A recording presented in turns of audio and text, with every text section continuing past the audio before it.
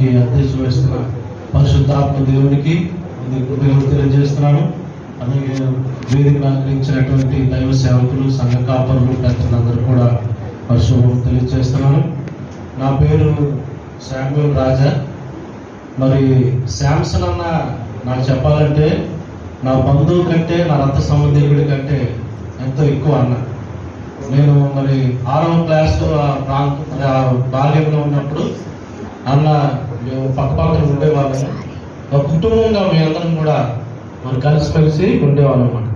అలాగే శాంసన్ అన్న గురించి మరి చెప్పడానికి దేవుడు నాకు అవకాశం ఇచ్చాడు. మరి 3 అంశాలు ఆయన గురించి చెప్పాలనుకుంటున్నాను. మొట్టమొదటిగా ఆయన is a man of integrity. ఆయన యథార్థపరుడుగా ఈ లోకంలో జీవించాడు. మరి సామెత గ్రంథంలో ఉంటుంది కదా, మరి యథార్థవంతుడు తన నీతియే రక్షకం అంట. సామెత గ్రంథం 13వ అధ్యాయం 6వ వచనం. తర్వాత మరి దేవుడు మరి తన జీవితంలో మరి తనకు అప్పగించినటువంటి పరిచర్య, సంఘ పరిచర్యలో ఎంతో యథార్థంగా మరి ఎంతో దేవుని యందు భయభక్తులు కలిగి తన యొక్క పొజిషన్ని, తన దేవుడు అప్పగించినటువంటి ఆ పొజిషన్ సక్రమంగా నిర్వర్తించడానికి, యథార్థంగా నిర్వర్తించడానికి దేవుడు ఆయన వాడుకున్నాడు. అందుకే is a man of integrity. ఆయన యథార్థపరుడుగా ఆయన జీవిస్తూ వచ్చాడు. యోబు గ్రంథం మరి 2వ అధ్యాయం 3వ వచనంలో దేవుడు సాక్ష్యం ఇస్తాడు యోబు గురించి. యథార్థవంతుడు, యోబు అంటే యథార్థవంతుడు లేడని. మరి ప్రభు దేవుడు మరి శాంసన్ గురించి కూడా మరి ప్రార్థన చేసినప్పుడు ఆయన జీవితం అంతా నేను గమనిస్తున్నప్పుడు ఆయన అంతా యథార్థంగా ఉండేవాడు. ప్రతి విషయంలో కూడా మరి అవినీతికి తాటి లేకుండా ఏదైనా ఖండించేవాడు. రే ఇలా చేయకూడదురా, రే తప్పు అలా చేయకూడదు, అలా మాట్లాడకూడదు, ఆ మార్గంలో మనం వెళ్ళకూడదు, అది కరెక్ట్ కాదని చెప్పి చాలాసార్లు నన్ను గద్దిస్తూ వచ్చాడు. ఆ విధంగా నేను తన జీవితం నుంచి నేర్చుకున్నటువంటి విషయాలు. తర్వాత ఆయన మరి యొక్క యథార్థతను బట్టి ఏమవుతుందంటే తన యొక్క నెక్స్ట్ జనరేషన్ అంటే ఇప్పుడు శాము, తర్వాత జోషువా, వీళ్ళందరూ కూడా ఆశ్రయించబడతారని దేవుని వాక్యం ఉంది. సామెత గ్రంథం 20వ అధ్యాయం 7వ వచనంలో ఉంటుంది. బ్లెస్డ్ ఆర్ అంటే నీతిమంతులు, యథార్థవంతుల పిల్లలు వాళ్ళ తదనంతరం ఆశ్రయించబడతారంట. తర్వాత is a man of dignity. ఆయన ఒక గౌరవప్రదమైనటువంటి ఆత్మగౌరవం కలిగినటువంటి గొప్ప వ్యక్తి. మరి దేవుడు తనకి ఇచ్చినటువంటి ఉద్యోగంలో కానీ మరి తన చదువు విషయంలో చూస్తే అన్న మరి నైట్ కాలేజ్ మరి ఎంటెక్ చేస్తూ మరి తన యొక్క మార్నింగ్ జాబ్ చేస్తూ మరి సాయంత్రం మరి నైట్ కాలేజీకి వెళ్ళి అటెండ్ అయ్యి మరి చక్కగా తన యొక్క ఉద్యోగాన్ని, దేవుడు మరి తనకి ఇచ్చినటువంటి ఉద్యోగాన్ని ఎంతో గౌరవంగా బతికాడు. ఆత్మగౌరవంతో ఆయన పనిచేస్తూ వచ్చాడు. అందుకే మరి దేవుని వాక్యంలో ఉంటుంది, దేవుడు ఆ యొక్క గౌరవాన్ని, ఆ డిగ్నిటీని దేవుడు అనుగ్రహిస్తూ వచ్చాడు. యోబు గ్రంథం 40వ అధ్యాయం 10వ వచనంలో దేవుడు ఏమంటాడంటే తన యొక్క గౌరవాన్ని మన యొక్క వస్త్రంగా ధరింపచేస్తాడంట. మన దేవుడు తన జీవితంలో అటువంటి డిగ్నిటీని, అటు ఆనర్ని దేవుడు తన వస్త్రంగా ధరింపచేస్తూ వచ్చాడు. తర్వాత 3వది చివరిగా మరి he's a man of diligence.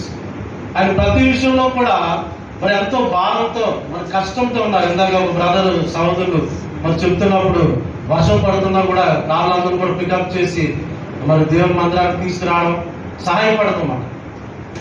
Is a man of diligence.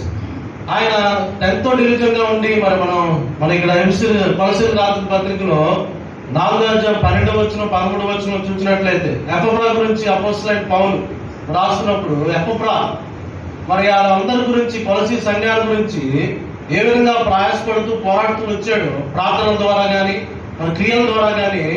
మరి ఆ విధంగా మరి సంఘం పట్ల దేవుడు తనకి అనుగ్రహించినటువంటి ఆ బాధ్యతను, ఆ యొక్క మరి బాధ్యతను అందరూ కూడా సక్రమంగా నిర్వర్తించడానికి ఎంతో కష్టపడి ఆయన పనిచేస్తూ వచ్చాడు. కాబట్టి is a man of diligence అండి.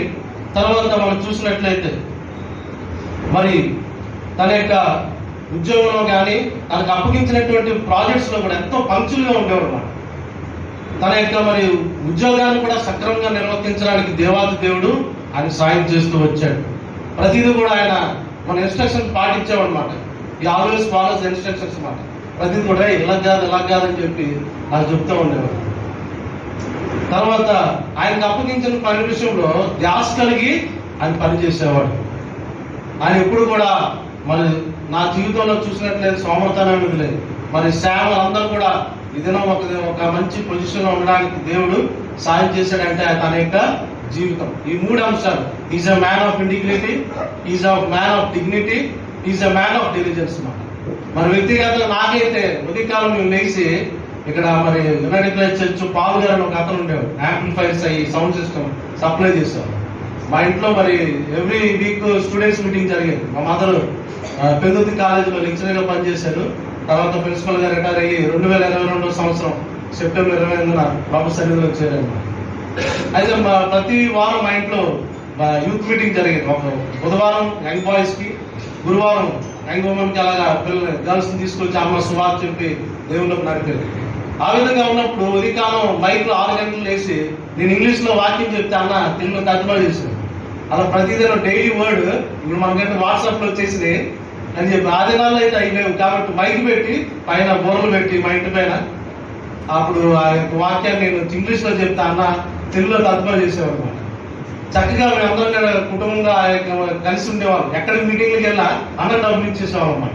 అంటే మొత్తం అంతా టికెట్స్ కొని అంతా మేనేజ్ చేసి అంతరే చేయకూడదు, జాగ్రత్త ఎక్కడి బస్సులు ఎక్కడి అని చెప్పి మొత్తం అందరూ కూడా లీడ్ చేసేవాడు అన్నమాట, నాయకుడిగా ఉండేవాడు.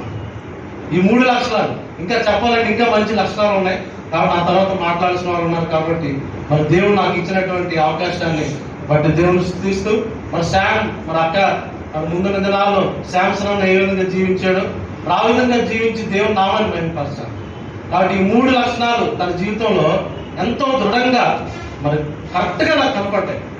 కాబట్టి మనందరం కూడా మరి వాళ్ళు విడిచిపెట్టినటువంటి అడుగుజాడులో ఉంటుంది. నేను హెబ్రీయులకు రాసిన పత్రిక మరి 13వ అధ్యాయం 17వ వచనంలో మనం చూసినట్లయితే మీ పైన నాయకులుగా ఉన్న వాళ్ళని ఏం చేయాలంటే వాళ్ళు అనుసరించి వాళ్ళు నడుచుకోవాలి. కాబట్టి మన నాయకులు ఆయన చేసినటువంటి పరిచర్య, ఆయన జీవితం అదంతా కూడా మనకు గొప్ప మరి ఒక ఇన్స్పిరేషన్ గా తీసుకొని అడుగుజాల్లో నడవాలని నాయకులు ఆయన వాక్యాన్ని కానీ ఆయన పరిచర్య కానీ అదంతా కూడా మనం జ్ఞాపకం చేసుకుంటూ ఆ విధంగా ఈ యొక్క నూతన మోడర్న్ టైం లైఫ్ లో మనం జీవించడానికి ప్రయత్నం చేయాలని ప్రభు పేరిట మనం చేస్తూ నాకు ఇచ్చిన అవకాశాన్ని బట్టి దేవుని స్తుతిస్తూ మరి అందరూ కూడా వందలాది తెలియజేస్తున్నారు. అదేవిధంగా మా అంకుల్ గారి కుమారుడు సురేంద్ర గారు, అంకుల్ మా బంధువు కుమారుడు మరి ఈ విధంగా మరి సంఘంలో పరిచయం కూడా వాడబడినందుకు దేవుని నామానికి వందనాలు తెలియజేస్తున్నామండి. Thank you brother.